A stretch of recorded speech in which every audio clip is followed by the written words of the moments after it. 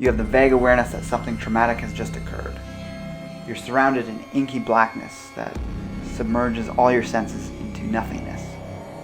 You're not sure if you're alive, dreaming, or perhaps even dead. But slowly you begin to hear muffled voices and that familiar beeping of life support equipment. You believe yourself to be in a hospital. You must be alive. A voice you don't recognize, but you can understand, says they're brain dead, they're not responding to the tests. You struggle to cry out, "No, I'm not, I'm alive!" But you hear the clinking of metal, which you presume to be surgery equipment. A stabbing pain beyond description erupts in your chest. Cold clamps force your rib cage open. You scream internally, but your mouth does not move. You feel your heart being lifted out of your chest, and then suddenly it's fading. You feel yourself receding back into the deeper blackness, one where the excruciating pain dissolves.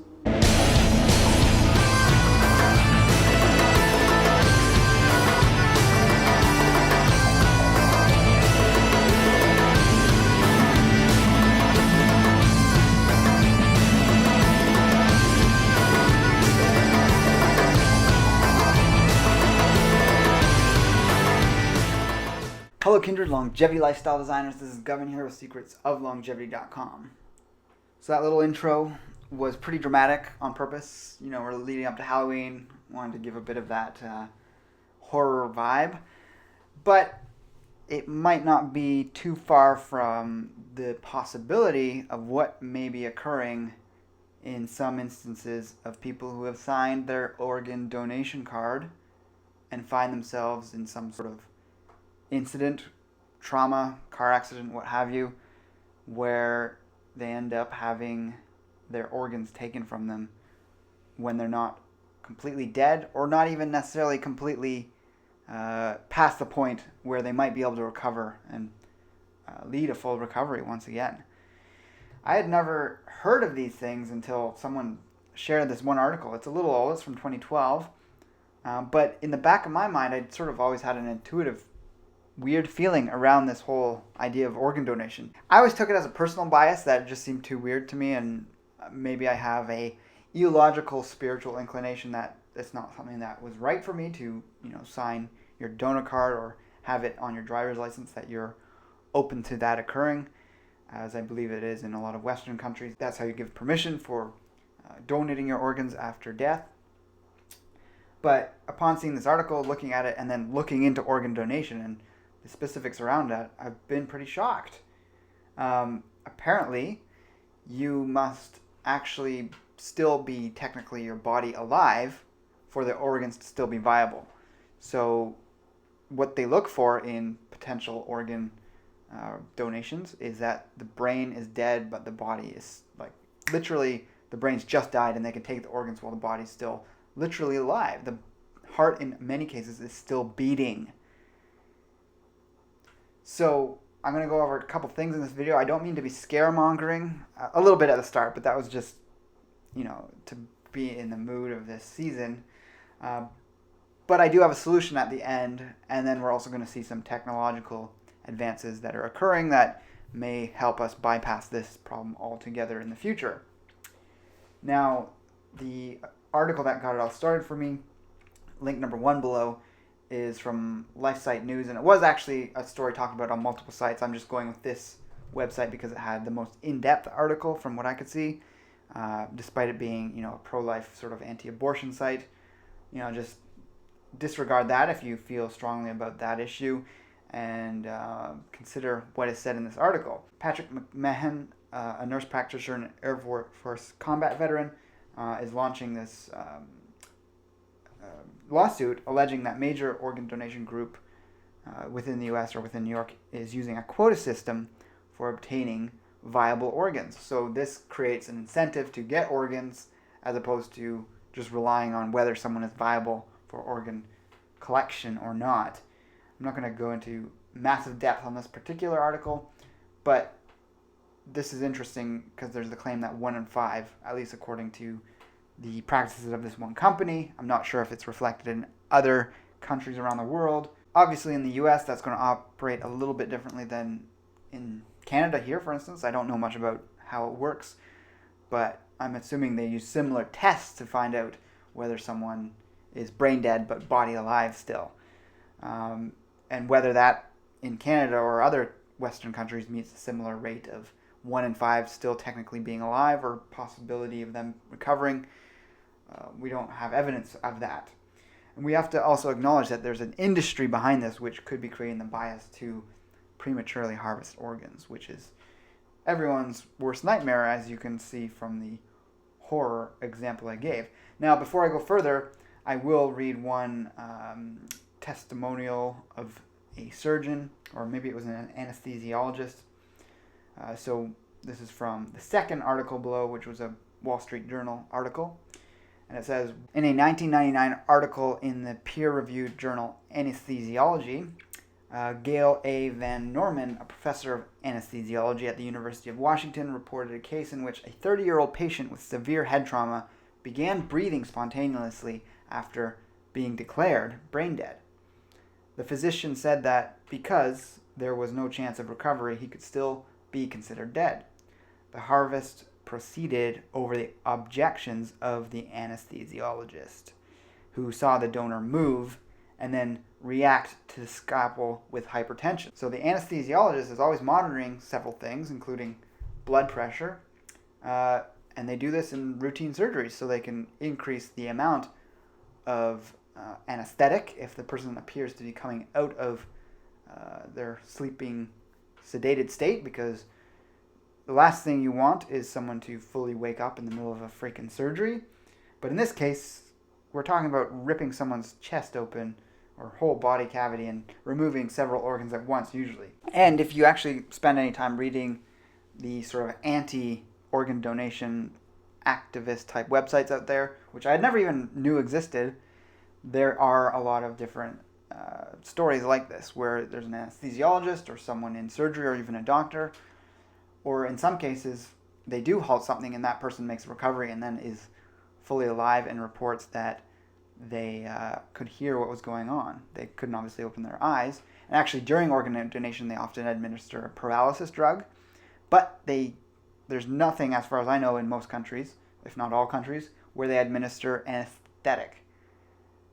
So even if the off chance that there is pain that could be felt, they're not doing that, which we're going to get more into later in the video. So another quote from the Wall Street Journal article, most people are surprised to learn that many people who are declared brain dead are never actually tested for higher brainwave activity.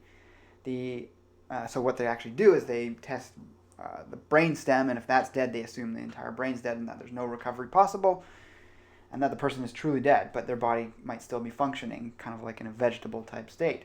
The 1968 Harvard committee recommended that doctors use electroencephalography, EEGs, to make sure the patient has flat brainwaves. Today, tests concentrate on the stalk-like brainstem in charge of basics such as breathing, sleeping, and waking, and the EEG would alert doctors if the cortex, the thinking part of the brain, is still active.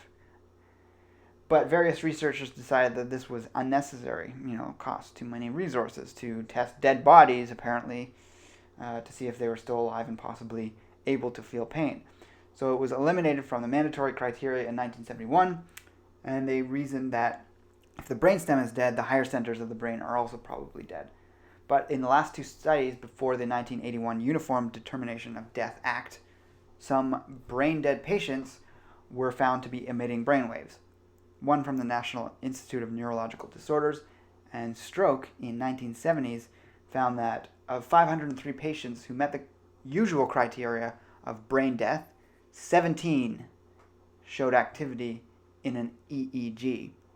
So there's a number of things they do, from cold water put into the ear canal, and it would induce shivering, or onto the eyelids, and if it induces shivering, that means the body is still alive and connected to the brain. And that's what all these different tests that are done, cotton swabs dabbed against the eye and kind of like poked around, and if there's any kind of nervous reaction, that means someone's still alive and would obviously feel the pain, and they are, at least in that sense, not taking people's organs prematurely. So this presents a lot of major problems, and obviously organ donation has saved a ton of lives.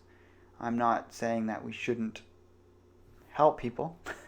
What I'm saying is there needs to be better things put in place, or if not more studies, because there's obviously evidence that people in some cases are still active cognitively.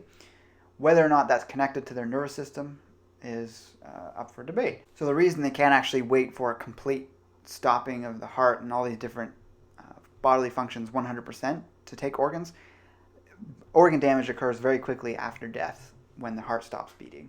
So there's a very narrow window between brain death or brain activity ceasing and the body actually shutting down completely.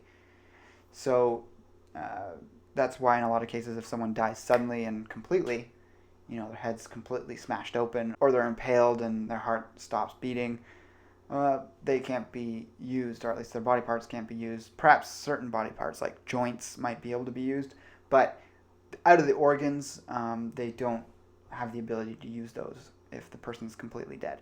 So there's this whole weird legal area that's emerged and been put into place in the last few decades to determine the exact criteria that's needed for the organs to still be harvestable and to be transferred over to someone else without that organ basically being necrotic tissue. So the point of me making this, aside from the fact that we're leading up to Halloween and it's a pretty creepy topic, is that if you happen to be someone who's signed a donor card or has it on your license, I recommend that you look into changing that. You can still be an organ donor, however, you can leave instructions with many family members, closest of kin, that you give written permission. You can even have it signed by a lawyer. You don't want it with your will, but because that obviously takes a long time to get and all that.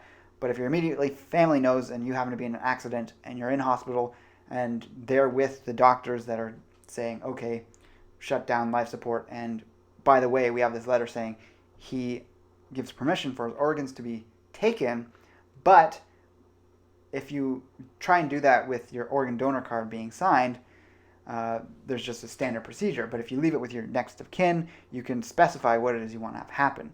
So you can say this much anesthetic, like enough morphine to freaking knock someone out and possibly kill them. There's a number of things you can do, and actually they have done. Certain anesthesiologists, and I believe in the Wall Street Journal article there's a mention of a combination of two anesthetics, fentanyl and another one, and sufentanil, and they've been used, which actually has shown to quell rising blood pressure when someone's having their organ removed. So why would blood pressure rise if someone was not feeling the pain, like unimaginable excruciating pain of having their organs ripped out of their body while they're still semi-conscious? So yeah, I think it's important for anyone to consider this who wants to donate their organs. We obviously need people to do that. But in the near future, technologies are emerging that will eventually be able to grow people's organs from stem cells. And that's not too far off. So, there's always organ donation shortages.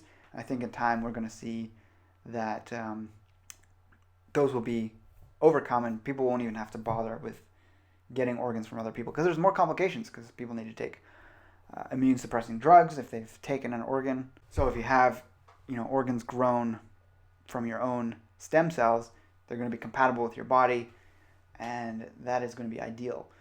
But until we reach that point, yes, people should donate their organs if they feel comfortable with that on all levels, spiritually, etc. But I'd highly recommend, so you don't find yourself in the position of some unspeakable horror movie type scenario, that you go through the route of giving permission to your family to have a signed and notarized letter that would be handed off to medical professionals in the case that you were ever, knock on wood, in the unfortunate circumstances where you're basically about to be a vegetable and you're going to have your life support shut off. So let me know what you think about this video in the comments below. Like, favorite, and share the video if you feel so inclined. Also check out these two articles below. They're both worth reading in my view.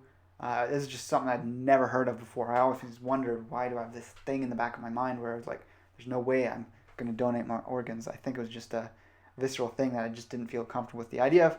Maybe in the back of my head I was also thinking, hey, it would be cool to have like a traditional Egyptian burial. Obviously, I'm not going to do that. But yeah, it's obviously an extremely personal choice. And you have to think this one through and take into consideration these two interesting articles. So with that, I'll talk to you again soon. Take care and embrace life without limits.